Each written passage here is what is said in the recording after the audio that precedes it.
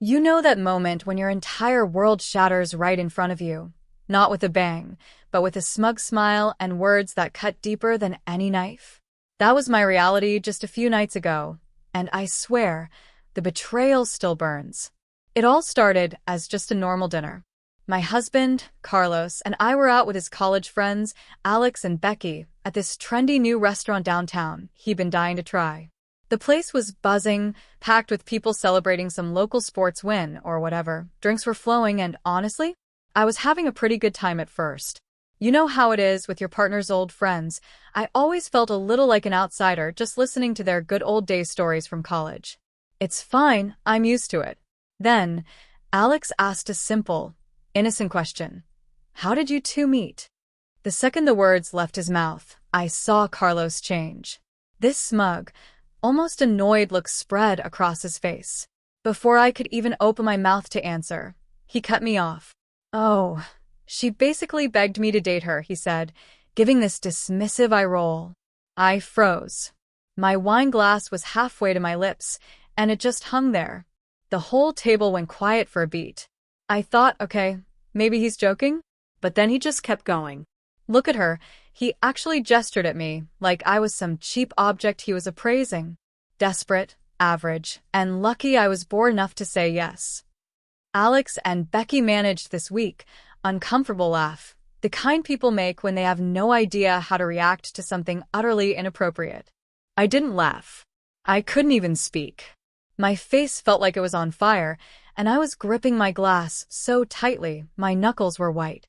I seriously thought it might shatter in my hand. But Carlos? He wasn't done. The waiter brought our appetizers, and everyone started reaching for food, probably hoping to just move past the colossal awkwardness. Not Carlos. Honestly, he continued, taking a slow sip of his whiskey, I'm only still with her because I don't have time to train someone hotter. I swear, my jaw almost hit the table. Alex looked at Carlos and just muttered, Damn, bro. In this low voice that wasn't exactly a challenge, but at least it acknowledged how incredibly messed up that comment was. Becky, meanwhile, became intensely interested in her phone, scrolling like her life depended on it. And that was it. Nobody actually told him to stop. I just sat there, completely humiliated, trying to wrap my head around what was happening. Was this really my husband? The same man who, just last week, had told me he loved me? Carlos, what the hell? I finally managed to choke out. He turned to me with an expression I'd never seen before, pure disgust, like he was looking at something he'd stepped in. Then he turned back to Alex and Becky, rolling his eyes again. See what I mean? So sensitive. Can't take a joke. This is what I deal with every single day. Alex tried to clear his throat. Maybe we should change the subject. But Carlos was on a roll now. He'd had 3 whiskeys before the food even arrived, and something about having an audience just seemed to fuel his cruelty. You know what's funny? He sneered. When we first met, she acted all confident and independent. Then once we got married, boom. Clingy, needy, always asking where I am, who I'm texting. I was staring at him, utterly blindsided. Carlos, stop. I pleaded. What? He shot back. I'm just being honest. They're my friends. They deserve to know the real you. He leaned back to them. She even thinks I don't see how she checks my phone when I'm in the shower. I had never checked his phone. Not once. The accusation made me feel physically ill. Becky tried again, weakly. Maybe we should order more drinks? Carlos just waved her off. No, I'm just getting to the good part. He insisted.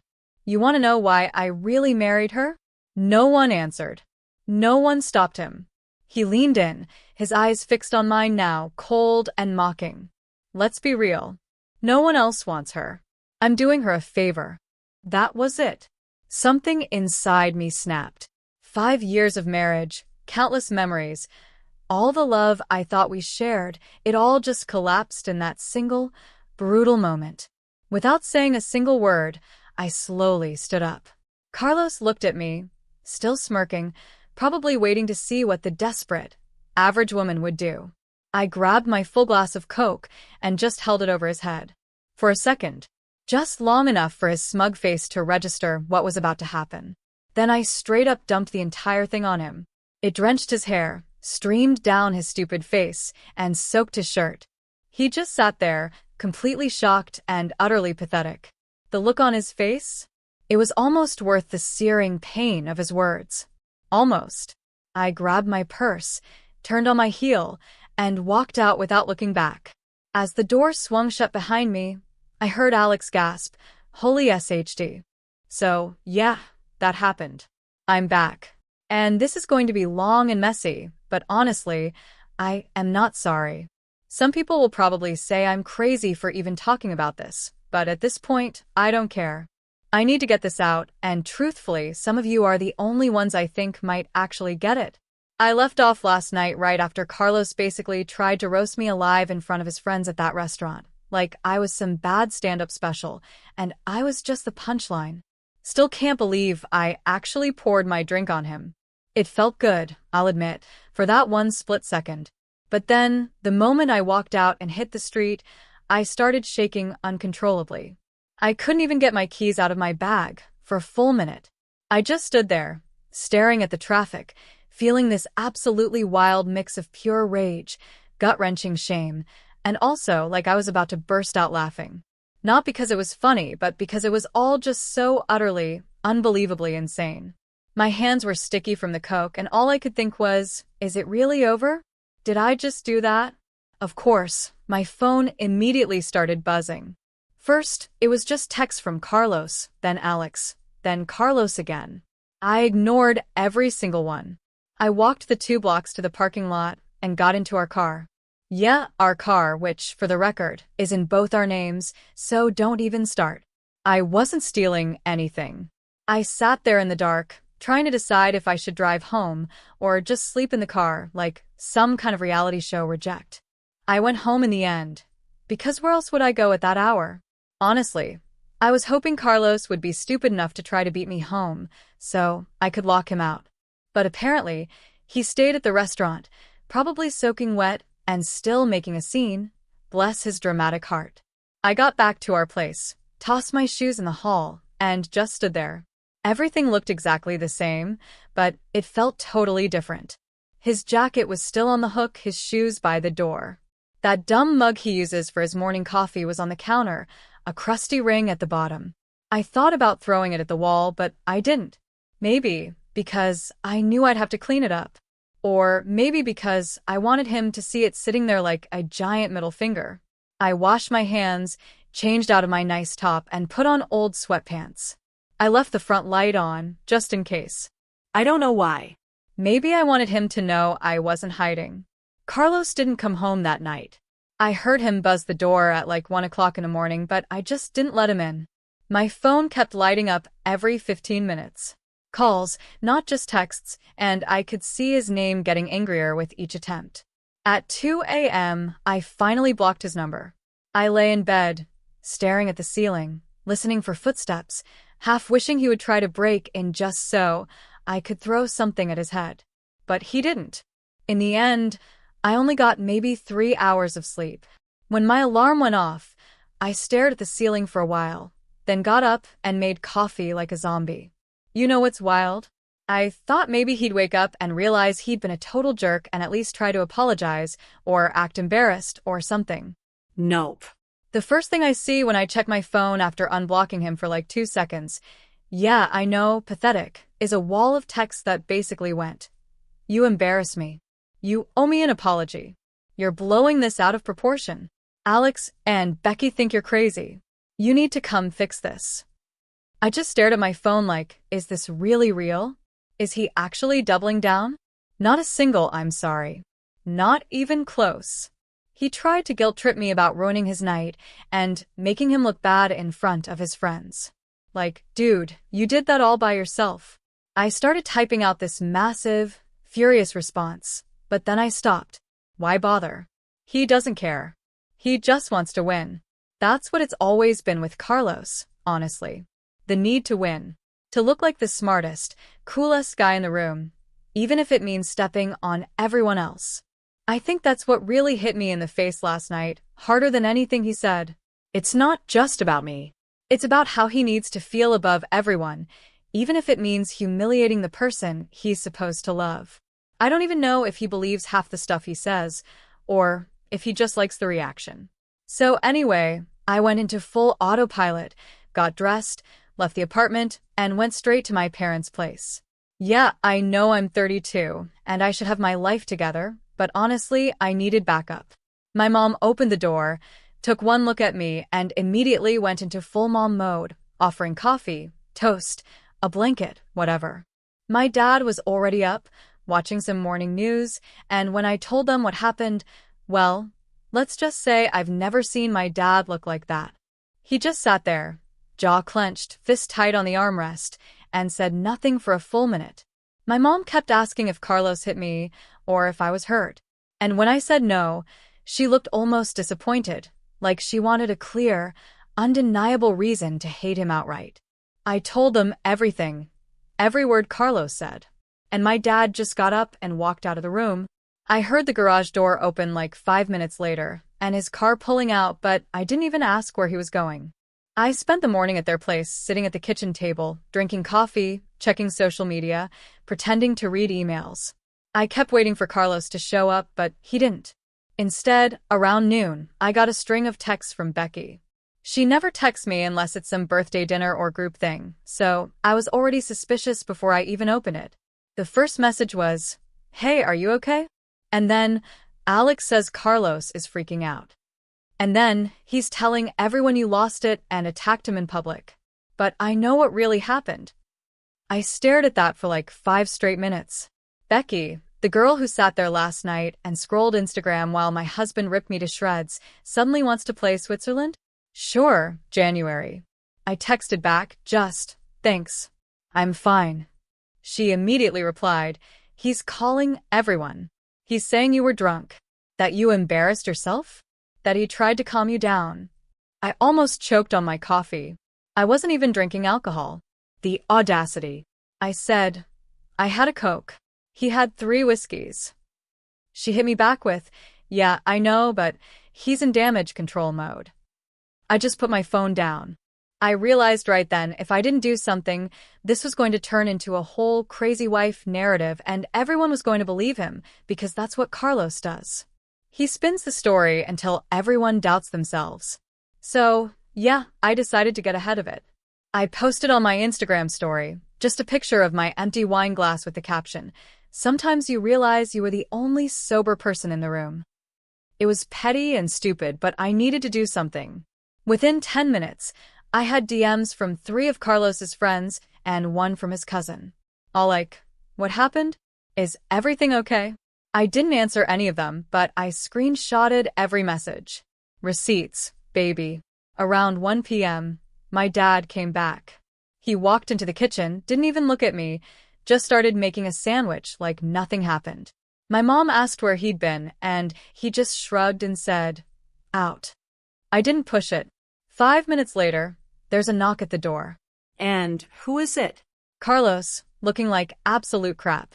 Hair still sticky from the Coke, eyes wild, wearing yesterday's shirt. He didn't even bother to call or text, just showed up at my parent house. My dad stood up, so fast his chair scraped the tile. My mom put her hand on my arm and just whispered, "Don't move." Carlos came in trying to act all wounded and victim-wise, like he's the one who needs comfort. He started going off, loud, demanding, trying to force an apology out of me in front of my parents. He kept saying I humiliated him, that I made him look bad, that I crossed a line.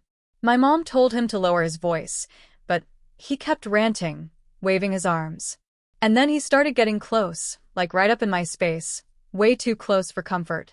My dad stepped between us, just physically inserted himself, and told Carlos to back up. Carlos tried to push past him like he was entitled to just get in my face in my parents' kitchen. My dad shoved him back, not hard, but enough to make it clear he wasn't kidding. Carlos lost it. He started yelling, real yelling, like full volume, swearing at my dad, saying he had no right to interfere. At this point, my mom was shouting too, telling Carlos to leave, and I was just sitting there shaking, trying to decide if I should throw my coffee at him, or my phone, or what.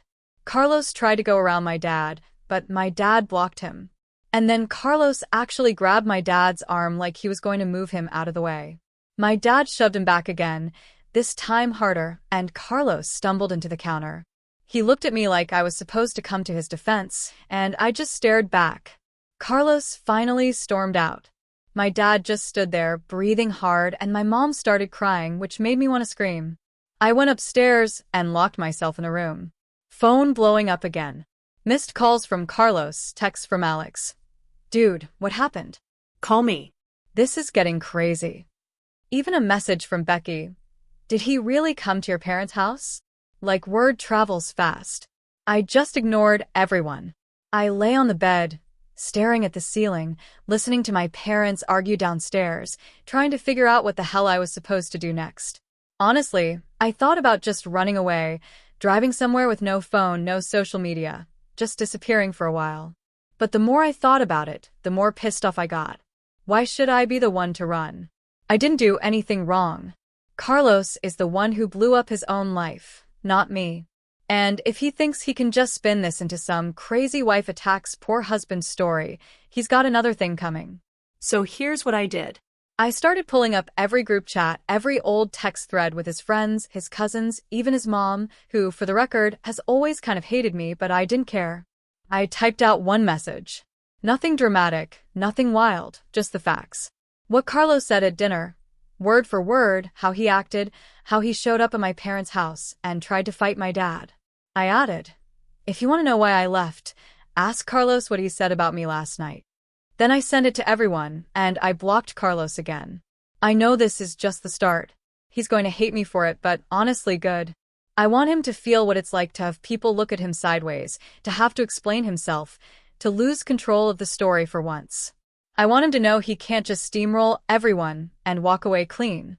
If he's going to be a villain, fine. I'll be the villain's worst nightmare. See how that goes. If you think this is over, you have no idea. I'm just getting started. Okay, here goes. If you followed my three-ring circus of a life for the last week or whatever, you know I was not about to just sit there and let Carlos burn everything down and walk away like nothing happened. This is the last update mainly because, for once, I actually feel like I can breathe, or at least like not constantly check over my shoulder for some new disaster. But yeah, you all want the messy details. So buckle up. This is what actually went down after I basically lit a match to my old life and watched the whole thing blow up. After I sent out that group message with all the receipts, screenshots, his own words, even that bit where he tried to make my dad out as the villain, and anyone who's ever met my dad knows he's the most chill human on earth unless you mess with his kid, the fallout was immediate. It was like I dropped a bomb right in the middle of every group chat, family thread, even Facebook Messenger, which I haven't used since like 2017, but apparently that's where all the aunts and uncles live now. The responses were all over the place. Some people wanted to pretend it wasn't happening. Some tried to both sides at classic. And a few, like 3 or 4, actually messaged me privately and said, okay, wow. I had no idea. Alex sent a string of IDK what to say, but I believe you texts, which was honestly more than I expected.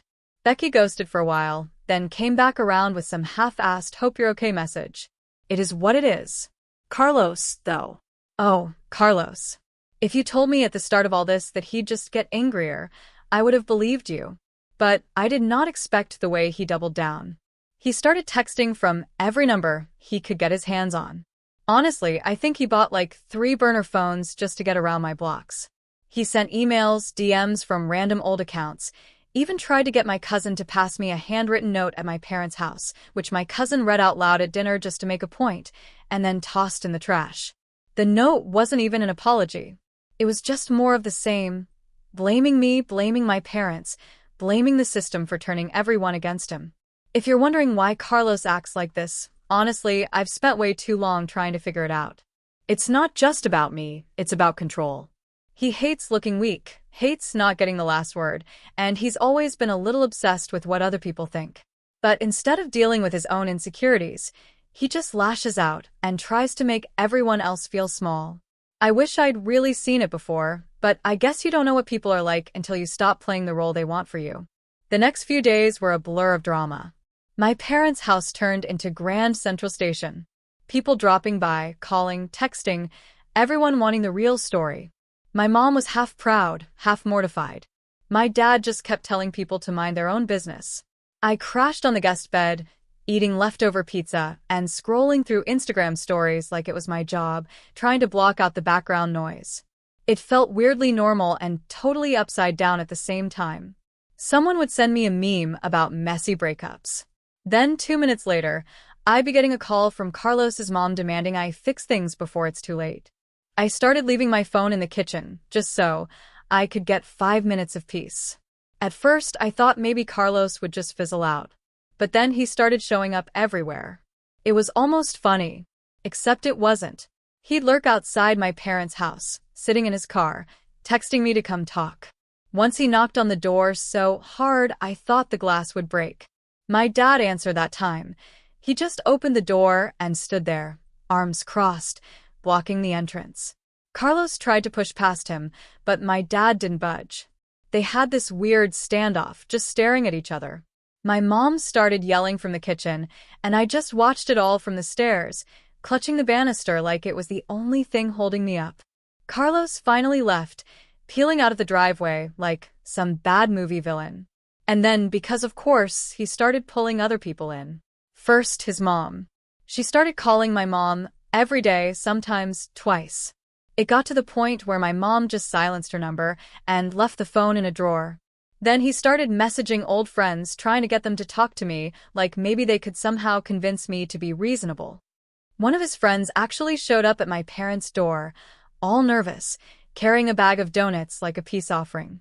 He stood in the hallway, shifting from foot to foot, and finally just blurted out, "He's not doing good. You know, maybe you could just talk to him one last time." I just stared at him, then said, "He can talk to my lawyer." The guy left the donuts on the table and practically ran for his car. The divorce stuff started to get real at this point. I'd called someone my mom knew. Not going to go into details, but not some fancy lawyer, just a normal person who's done this sort of thing before. It wasn't fast or dramatic or anything like you see on TV. It was just paperwork, emails, meetings, more paperwork. Carlos tried to stall at every single turn. He kept insisting we work it out privately, then would turn around and post another story on his socials about betrayal and loyalty. My mom started collecting screenshots, just in case. My dad mostly avoided the whole thing, except when Carlos tried to show up at the apartment again. This time my dad was waiting. He blocked the doorway, told Carlos to leave, and when Carlos tried to shove past him, my dad shoved him back, harder this time. Carlos yelled, tried to get in my face, but my dad just stared him down. Eventually, Carlos left, shouting over his shoulder about lawyers and the truth will come out. It was exhausting, honestly. Meanwhile, I was trying to get my own life together. I'd found a tiny apartment across town. I spent a week cleaning, painting, buying random stuff I never thought I'd need. My mom came over with a box of old dishes. My dad brought a toolkit and fixed the door that stuck. It was boring, mundane, exactly what I needed. I started sleeping better, eating normal food, even laughing at dumb TikToks again. But still, every time my phone buzzed, I got this little spike of anxiety like, what now? It all came to a head one Saturday. My cousin was getting married, and because the universe has a sick sense of humor, both Carlos and I were invited. I debated not going, but my mom convinced me, said I shouldn't let him win by hiding out. So, I went, wearing a dress I hadn't worn since before the pandemic. Hair done, makeup on point. I showed up with my parents, feeling awkward as hell, and immediately saw Carlos across the room. He was with his mom, both of them glaring. I tried to ignore them, just focused on catching up with my cousins, eating way too many appetizers, and avoiding the open bar. The ceremony was fine, but the drama started at the reception. Carlos kept circling, trying to get me alone. He cornered me by the bathrooms, started in with the same old speech, how I was ruining his life, how I was making a scene, how everyone was talking. I told him to leave me alone. He grabbed my arm. I jerked away and told him if he touched me again, I'd scream so loud the whole place would hear. He backed off, muttering under his breath. My mom saw the whole thing and came over, linking her arm through mine and steering me back to our table. She didn't say anything, but I could tell she was pissed. Halfway through dinner, Carlos got up and made a scene. He started arguing with his mom, then started yelling at me from across the room. People stared. The music cut out. Someone gasped. My dad stood up, walked over, and stood between us, just like he did at the house. Carlos kept yelling, calling me selfish and a liar, demanding I tell the truth. My aunt tried to calm him down, but he pushed her arm away. My cousin, the one getting married, looked furious. Finally, the groom, who is not a small guy, walked over and told Carlos to leave. Carlos refused, so the groom grabbed him by the arm and walked him out. The door slammed, and just like that, the noise came back, and everyone went back to pretending nothing happened. I just sat there staring at my plate, feeling equal parts embarrassed and relieved. My mom squeezed my hand. My dad just sat back down and started eating again. People whispered, but no one said anything to me. A few friends came over and gave me awkward hugs. The rest of the night went by in a blur. Dancing, cake, endless small talk. Carlos never came back. The next morning, my phone blew up again. Carlos had posted a long rant on his socials about being betrayed by family, about lies and jealousy, about people siding with the wrong person. He tagged me, my mom, even my cousin. My group chats went wild. Some people unfollowed him, some argued in the comments, some just sent me screenshots with crying, laughing emojis. I didn't respond. I didn't have to. The whole world could see him for who he really was now. The legal stuff dragged on for weeks. There was fighting over stupid things. The couch, the blender, some old camping gear we never even used. Carlos tried to get me to pay for his moving costs. Tried to keep the security deposit. Tried to blame me for every little thing. I didn't give in. My parents helped where they could, but mostly I just kept my head down and got through it. Friends checked in. Some stuck around. Some faded away.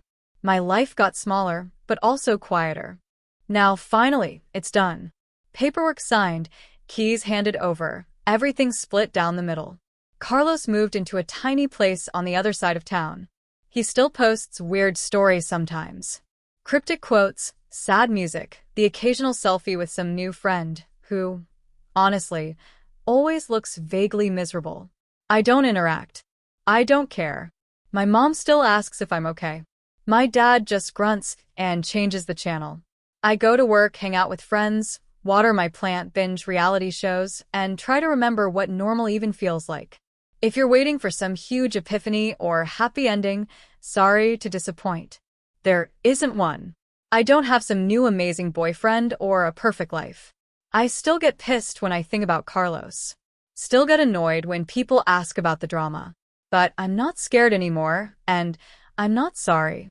If anything, I'm glad I didn't let him win because for the first time in a long time, I feel like the story is actually mine. So yeah, that's it. Carlos got what he wanted. A fight, an audience, a mess. But he lost the one thing he couldn't control. Me. And if he ever tries to pull this crap with someone else, well, good luck to them. I'm officially out. Thanks for listening. For real. If you're sitting there wondering if you should walk away from someone who treats you like garbage, let this be your sign. It's not easy. It's not pretty. But damn, it's worth it. I'm going to go eat some leftover wedding cake now and watch dumb reality TV with my mom. If Carlos wants to keep shouting into the void, let him. I'm done listening.